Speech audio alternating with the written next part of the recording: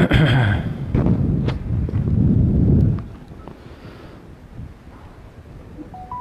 الله الرحمن الرحيم. وبه قال حدثنا محمد بن عمر بن حياج الأسدي الكوفي قال حدثنا يحيى بن عبد الرحمن الأرحبي قال أخبرنا عبيدة بن الأسود عن مجالد عن قيس بن أبي حازم عن المستورد بن شداد الفهري رضي الله عنه عن النبي صلى الله عليه وسلم قال: بعثت أنا في نفس الساعة فسبقتها كما سبقت هذه لإصبعيه السبابة والوسطى. یہ روایت حضرت مستورد ابن شداد فہری رضی اللہ تعالی عنہ سے مروی ہے.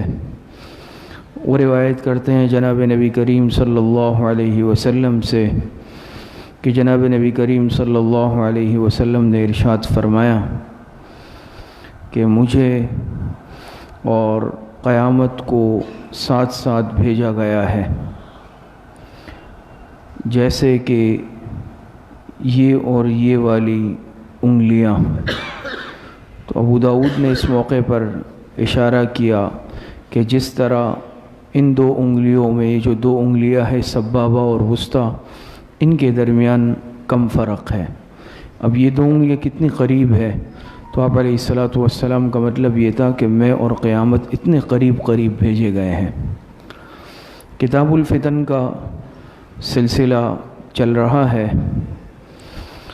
اس میں علامات قیامت سے متعلق کچھ علامات متوسطہ آپ حضرات کے سامنے تقریباً 12-13 دروس میں بیان ہوئے ہیں. ان علامات قیامت کی اہمیت ہر انسان سمجھتا ہے. حضور علیہ الصلاۃ والسلام نے مختلف اوقات میں صحابہ اکرام کو انفرادی طور پر یا اجتماعی طور پر، بعض دفعہ اجمالی طور پر، بعض مرتبہ تفصیلی طور پر، بعض مرتبہ کم، بعض مرتبہ زیادہ، مختلف اوقات میں مختلف علامات ذکر فرمائے. اور مقصد بھی اس کا یہ ہے کہ یہ قیامت آنی ہے ہر انسان پر. دنیا میں ہر انسان عارضی ہے، تو اس کا مقصد یہ ہے کہ ہر انسان، ہر شخص اس آنے والی قیامت اور اپنے آنے والی اس منزل کی اچھی طرح تیاری کر لے اور اپنے آپ کو تیار رکھے. تو حضور علیہ الصلاۃ والسلام نے مختلف مواقع پر مختلف علامات ذکر فرمائے ہیں. اور مقصد جیسے میں نے عرض کیا، مقصد بھی اس کا یہ ہے کہ اس کا مقصد صرف ایک سن لینا یا صرف اپنے معلومات میں اضافہ کرنا مقصود نہیں ہے، بلکہ انسان ان علامات کو دیکھ لے اور اس کو دیکھ کر ہر انسان کو اندازہ ہو جاتا ہے کہ قیامت کا معاملہ دور نہیں ہے بلکہ قیامت کا معاملہ قریب ہے. لہٰذا مجھے اپنے اس آنے والے وقت کے لیے تیاری کرنی ہے.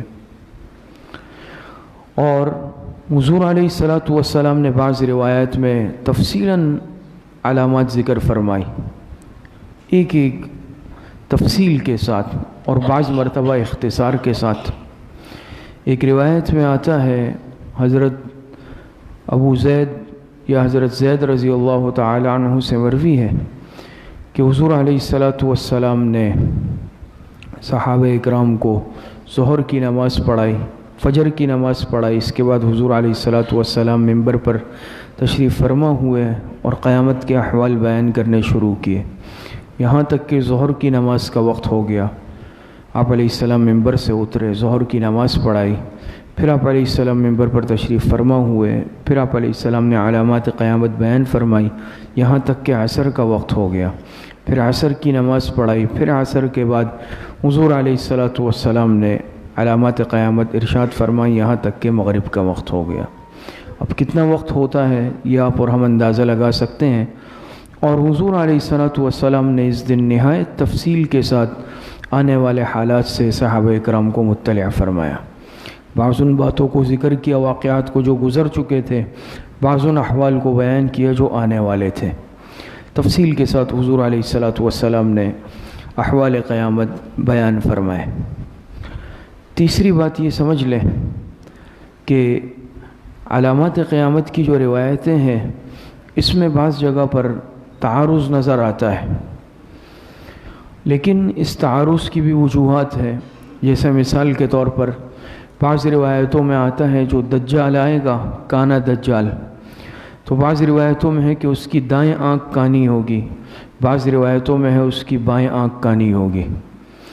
تو علماء نے اس میں تفصیل بیان کی ہے کہ دونوں آنکھیں عیبدار ہوگی۔ وجہ یہ ہے دونوں آنکھیں عیبدار ہوگی، بائیں آنکھ بالکل بے نور ہوگی، اس میں نور روشنی نہیں ہوگی، اور دائیں آنکھ ایسے جیسے انگور کا دانہ ہوتا ہے پھولی ہوئی ہوگی۔ اسی طرح بعض اور روایات میں بھی تعارض نظر آتا ہے، اس کی تفصیل کا موقع نہیں ہے، تو اس کی اصل میں مختلف وجوہات ہوتی ہے۔ بعض روایت بہت مختصر ہوتی ہے اور دوسری جگہ اس کی تفصیل ہوتی ہے، تو جب تک اس کی تفصیل نہ پڑھی جائے، نہ دیکھی جائے، اختصار کی وجہ سے وہ روایت سمجھ میں نہیں آتی۔ اسی طریقے سے بعض مرتبہ معانی کا فرق آتا ہے، معانی کے فرق سے بھی بعض مرتبہ تعارض لگتا ہے۔ جیسے مثال کے طور پر بعض روایتوں میں قیامہ کا لفظ ہے، بعض میں الساعہ کا لفظ ہے، لیکن یہ صرف قیامت کے لیے استعمال نہیں ہوتے، بلکہ قیامت یا الساعہ کا لفظ اور مختلف معنی کے لیے بھی استعمال ہوا، موت کے لیے بھی استعمال ہوا، اور معنی کے لیے بھی استعمال ہوا۔ تو معنی کے مختلف ہونے کی وجہ سے بعض مرتبہ تعارض محسوس ہوتا ہے۔ اسی طرح بعض روایتوں میں ضعف اور قوت کا فرق ہوتا ہے۔ بعض روایتیں یعنی دو طرح کی روایتیں آ جاتی ہیں، لیکن بعض ضعیف ہوتی ہے درجے میں، بعض موضوع بھی ہوتی ہے اور بعض قوی ہوتی ہے۔ تو ضعف اور قوت کے فرق کی وجہ سے روایتوں میں تعارض آ جاتا ہے، اور اسی طریقے سے بعض مرتبہ اس میں الگ الگ واقعات کا تذکرہ ہوتا ہے اور الگ الگ علامات کا تذکرہ ہوتا ہے، لیکن بعض مرتبہ پڑھنے والا، دیکھنے والا ان الگ الگ علامات کو ایک علامت سمجھ لیتا ہے، اس کی وجہ سے تعارض محسوس ہوتا ہے۔ تو یہ چوتھی بات قیامت کی علامات سے متعلق اہم سمجھ لیں، جو آج کے درس میں بیان کرنا مقصود ہے، کہ علامات قیامت کی تین قسمیں ہیں۔ ایک قسم کی علامات وہ علامات بعیدہ کہلاتی ہے، دوسری قسم کی علامات وہ علامات متوسطہ کہلاتی ہے، یا علامات صغریٰ بھی کہتے ہیں اس کو، اور تیسری قسم کی علامات وہ علامات قریبہ کہلاتی ہے، اور اس کو علامات کبریٰ بھی کہا جاتا ہے، بڑی علامات۔ تو یہ تین طرح سے قیامت کی علامات ہیں۔ علامات بعیدہ یہ وہ علامات ہیں حضور علیہ الصلوۃ والسلام نے بیان فرمائی، اور یہ علامات واقع ہو چکی ہے، ماضی میں یہ گزر چکی ہے، اور اس کو بعیدہ اس لیے کہتے ہیں کہ قیامت سے اس کا زمانہ دور ہے، اس میں بہت زیادہ ہے، بعد زمانی، تو قیامت سے اس کا زمانہ بعید ہے، دور ہے، اس لیے ان علامات کو علامات بعیدہ کہا جاتا ہے۔ مثال کے طور پر جیسے بعثت نبوی، حضور علیہ الصلوۃ والسلام کا مبعوث ہونا، شق القمر کا واقعہ، شق القمر بھی آپ جانتے ہیں نا، چاند کا، حضور علیہ الصلوۃ والسلام کے اشارے سے، انگشت مبارک کے اشارے سے دو ٹکڑے ہو جانا۔ اسی طریقے سے جنگ صفین کا ہونا، جنگ صفین آپ جانتے ہیں، حضرت علی رضی اللہ عنہ، حضرت معاویہ رضی اللہ تعالی عنہ کے مابین۔ اسی طریقے سے علامات بعیدہ میں ایک فتنہ تاتار ہے اور نار الحجاز ہے، یہ ساری علامات بعیدہ ہے جو واقع ہو چکی ہے۔ اس میں بعثت نبوی، شق القمر وغیرہ، جنگ صفین، یہ تو آپ حضرات سمجھتے ہیں۔ فتنہ تاتار سے متعلق بھی علماء نے لکھا ہے کہ یہ علامت گزر چکی ہے سن 656 ہجری میں۔ روایتوں میں اس فتنے کا تذکرہ آتا ہے کہ آپ علیہ الصلوۃ والسلام نے فرمایا تھا، مفہوم اس طرح سے کہ قوم آئے گی اس طرح کے لوگ ہوں گے کہ جن کے چہرے سرخ ہوں گے، آنکھیں چھوٹی چھوٹی ہوں گی اور ناک اس طرح چپٹی ہوگی، اور چہرے ایسے ہوں گے ایسے دبے ہوئے ہوتے ہیں نا، ڈھال کی طرح دبے ہوئے چہرے ہوں گے، چھوٹی چھوٹی آنکھوں والے. جیسے آپ موجودہ زمانے میں سمجھ لیں جیسے ہمارے یہاں چائنیز یا جاپانیز کے مخصوص الگ چہرے ہوتے ہیں، اس طرح کے چہروں والے لوگ ہوں گے اور یہ فتنہ فساد پھیلائیں گے. تو سن 656 ہجری میں ترکستان سے یہ فتنہ اٹھا اور اس کو تاتاری فتنہ کہا جاتا ہے، اور ایسا یعنی بڑا اور خطرناک فتنہ تھا کہ اس نے پوری دنیا کو تہس نہس کر دیا. اور سقوط بغداد انہی کے زمانے میں ہوا، عباسی خلفاء کے زمانے میں بعض کو انہوں نے قتل کیا اور لاکھوں افراد کو قتل کیا. فتنہ تاتار جس کی طرف آپ کو معلوم ہے، علامہ اقبال نے اپنے شعر میں بھی اشارہ کیا ہے آیا فتنت ہے آیا یورش تاتار کے افسانے سے، پاسباں مل گئے کعبے کو صنم خانے سے. انہی میں اللہ پاک نے پھر ایسا کیا کہ بعض مسلمان ہوئے، یہ فتنہ پھر ختم ہوا. تو یہ بہت ہی بڑا اور خطرناک فتنہ اٹھا اور مسلمانوں کے خون کی ندیاں بہائی گئی. یہ فتنہ تاتار یہ بھی علامات قیامت میں سے تھا، اور علماء نے لکھا ہے کہ یہ فتنہ گزر چکا ہے. اسی طریقے سے ایک فتنہ نار الحجاز ہے. حجاز کی سرزمین آپ جانتے ہیں، یہ مکہ مدینہ یہ سب حجاز کہلاتا ہے. حجاز سے آگ کا نکلنا یہ تاتار کے فتنے سے 1 یا 2 سال قبل واقع ہو چکا ہے. علماء نے لکھا ہے، محدثین نے. سن 654 ہجری میں یہ واقعہ بھی پیش آیا. حجاز میں آگ لگ گئی، آگ ظاہر ہوئی، بڑی عظیم الشان، اور ایسی آگ تھی کہ تقریباً 52 دن تک یہ آگ بھڑکتی رہی. 52 دن، اور بڑے بڑے پہاڑوں کو، راستے میں آنے والی ہر چیز کو اس نے بھسم کر کے رکھ دیا تھا. اور آپ علیہ الصلوۃ والسلام نے فرمایا تھا حجاز سے ایک ایسی آگ ظاہر ہوگی کہ جو بصرہ کے علاقے میں اونٹوں کی گردنوں کو روشن کر دے گی. تو باقاعدہ لکھا ہے کہ یہ آگ ایسی تھی کہ دور دور حرمین سے بھی، مکہ مدینہ اور جتنے دور دور کے علاقے، وہاں تک اس کی روشنی جاتی تھی. اور جس علاقے کا حضور علیہ السلام نے حدیث مبارکہ میں تذکرہ کیا، اس علاقے تک بھی یہ آگ گئی ہے، وہاں سے بھی نظر آئی ہے. اور عجیب بات یہ لکھی ہے کہ یہ آگ ہر جگہ تک پہنچی، لیکن حرم شریف کے قریب پہنچ کر یہ آگ بجھ جاتی تھی. حرم شریف کی ایک اینٹ ایک پتھر کو بھی اس نے نہیں جلایا. اس کے بعد اس کے علاوہ اور جتنی جگہ تھی وہ اس کی زد میں. مکمل طور پر اس کو ٹھنڈا کرنے میں، بجھانے میں تقریباً 3 مہینے لگ گئے. تو یہ بھی جس کو نار الحجاز کہا جاتا ہے، نار الحجاز کا یہ واقعہ یہ پیش آ چکا ہے. سن 656 ہجری میں یہ واقعہ پیش آیا تھا. یہ کچھ علامات جو آپ حضرات کے سامنے ذکر ہوئی، یہ کہلاتی ہے علامات بعیدہ، یعنی قیامت سے اس کا زمانہ بہت دور کا ہے اور یہ علامات گزر چکی ہیں. دوسری قسم کی علامات وہ کہلاتی ہیں علامات متوسطہ، یا اس کو علامات صغریٰ بھی کہتے ہیں. ان علامات کا سلسلہ جاری ہے، چل رہا ہے، لیکن ابھی مکمل نہیں ہوا. کچھ علامات مکمل ظاہر ہو چکی ہے اور کچھ کسی درجے میں ظاہر ہوئی ہے، کچھ کا ظاہر ہونا باقی ہے. تو ان علامات کا سلسلہ ہمارے زمانے میں بھی، موجودہ زمانے میں، ماضی قریب میں، ماضی بعید میں، اور یہ سلسلہ آگے تک چلے گا. علامات متوسطہ میں مثلاً جیسے ہم نے ابھی کئی دروس میں اس پر بات کی ہے، علامات متوسطہ یا پھر علامات صغریٰ پر، کہ جیسے حضور علیہ الصلوۃ والسلام نے فرمایا قیامت سے پہلے ایسے زمانہ مسلمانوں پر آئے گا کہ دین پر چلنا ایسا مشکل ہو جائے گا جیسے مٹھی میں انگارہ لینا. علماء کا قتل و قتال عام ہو جائے گا، خیانتیں عام ہو جائیں گی، شراب نوشی عام ہو جائیں گی، شراب کو مشروب کا نام دے دیا جائے گا، سود کو تجارت کا نام دے دیا جائے گا، سود خوری عام ہوگی، رشوت خوری عام ہوگی، خیانت عام ہوگی، دھوکہ عام ہو جائے گا، رشتہ داروں کے حقوق پامال کیے جائیں گے، ماں باپ کے مقابلے میں دوستوں کو ترجیح دی جائے گی. کتنی تفصیل سے اس پر آپ حضرات کے سامنے بات چلی ہے نا. مساجد میں نقش و نگار خوب ہوگا، تعمیرات خوب ہوں گی، عبادت کی روح سے خالی ہوں گی، بڑی بڑی عمارتیں بنائی جائے گی، کمینے قسم کے لوگوں کے ٹاٹ باٹ ہوں گے، شریف قسم کے لوگوں کا ناک میں دم کر دیا جائے گا، عورتیں تجارت میں بڑھ چڑھ کر مردوں کے شانہ بشانہ حصہ لے گی، بدکاری عام ہو جائے گی، زنا عام ہو جائے گا۔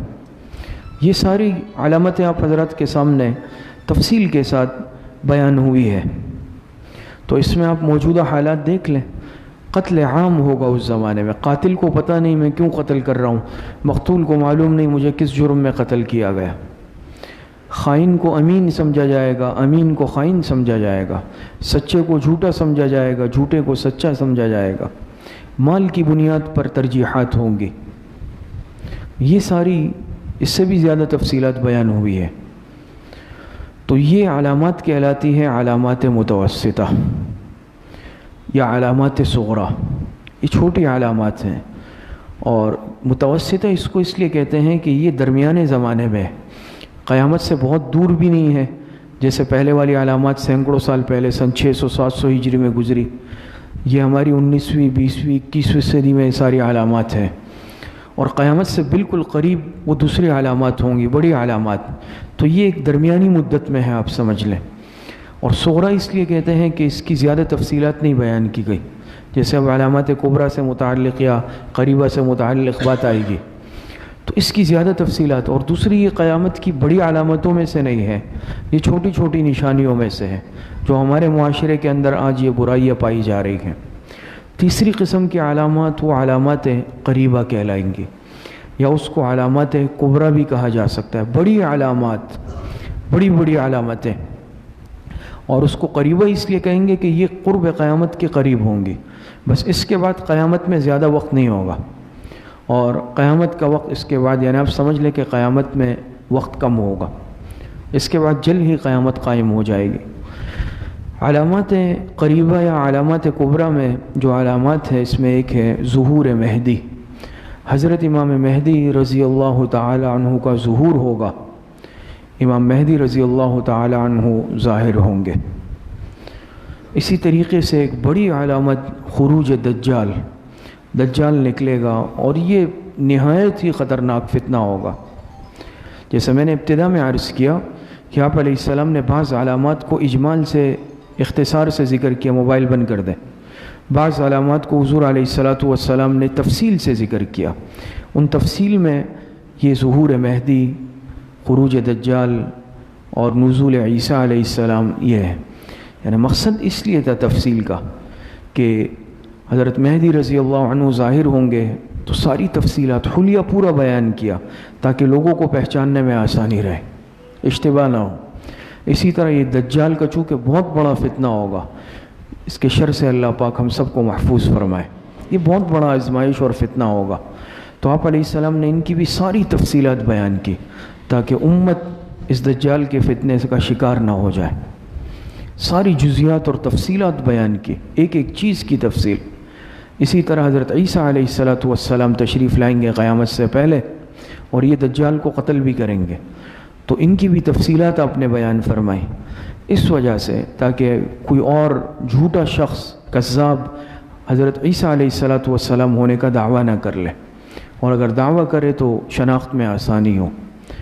تو یہ ایک بڑی بڑی نشانیت، حضرت مہدی کا ظاہر ہونا، امام مہدی کا، اسی طریقے سے دجال کا نکلنا اور پوری دنیا کا چکر لگانا، انشاءاللہ ان سب کی تفصیلات بیان ہوں گی۔ اسی طریقے سے حضرت عیسیٰ علیہ السلام کا آسمانوں سے، آپ جانتے ہیں ہمارا عقیدہ ہے حضرت عیسیٰ علیہ السلام آسمانوں پر اٹھا لیے گئے ہیں اور آپ آسمانوں پر زندہ ہیں، ہم حیات عیسیٰ کے قائل ہیں۔ تو نزول عیسیٰ ہوگا، عیسیٰ علیہ السلام قیامت سے پہلے تشریف لائیں گے اور لط کے مقام پر دجال کو قتل کریں گے۔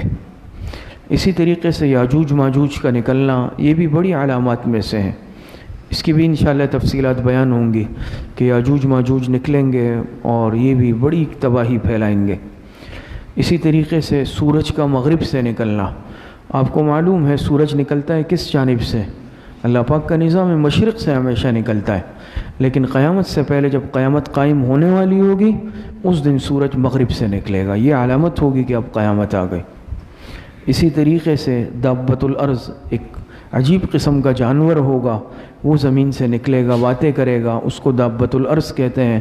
تو دابۃ الارض کا خروج یہ بھی علامات قیامت میں سے ہیں۔ اسی طریقے سے یمن سے آگ کا نکلنا، ایک تو الگ آگ تھی، نار الحجاز تھی، یمن سے قیامت سے کچھ پہلے آگ نکلے گی۔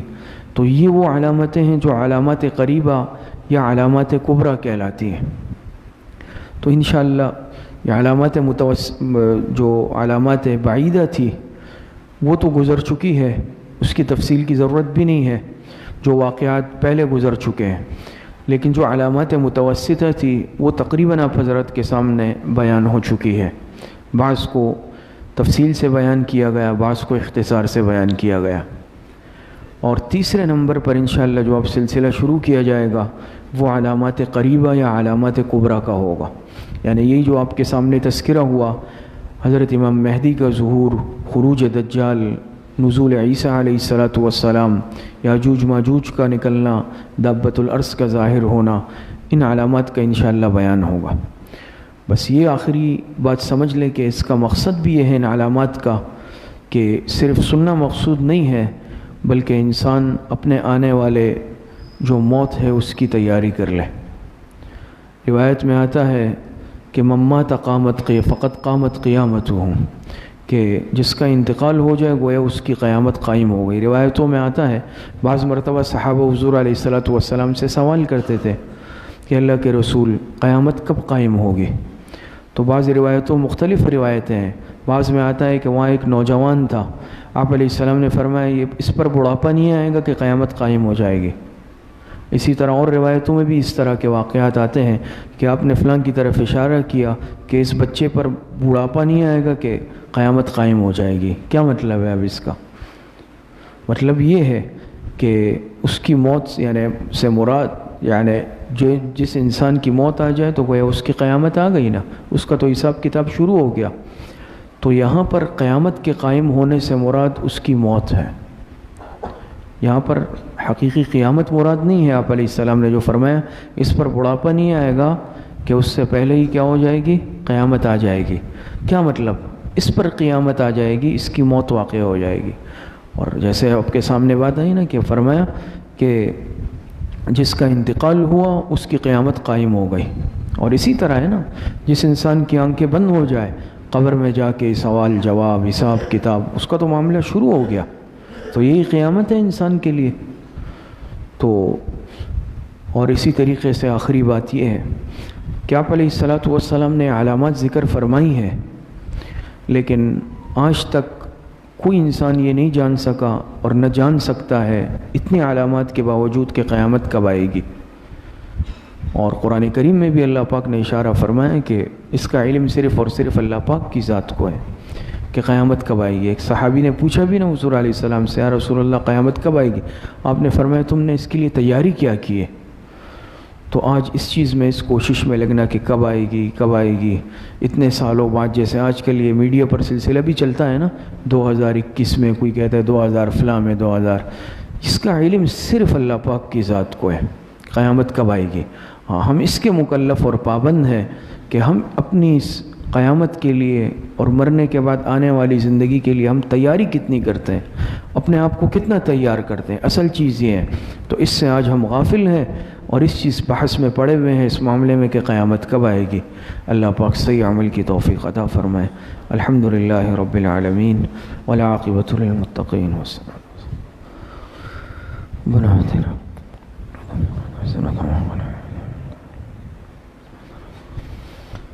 تمام بیماروں کے لیے دعا فرمائے، اللہ پاک سب کو صحت کاملہ عاجلہ عطا فرمائے۔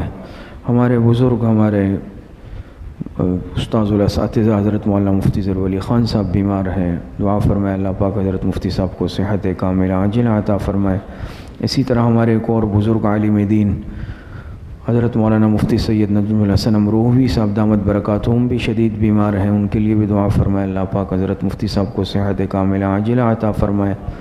جتنے بیمار ہیں گھروں میں، اسپتالوں میں، اللہ پاک سب کو صحت کاملہ عاجلہ عطا فرمائے۔ جتنے اموات المؤمنین دنیا سے جا چکے ہیں اللہ پاک سب کی مغفرت فرمائے۔ ہمارے ایک بزرگ عالم دین کا کل کراچی میں انتقال ہوا، حضرت مولانا محمد یوسف بٹگرامی صاحب، دعا فرمائے اللہ پاک حضرت کی مغفرت فرمائے۔ وصلی اللہ وسلم علی نبینا محمد وآلہ واصحابہ اجمعین برحمتک.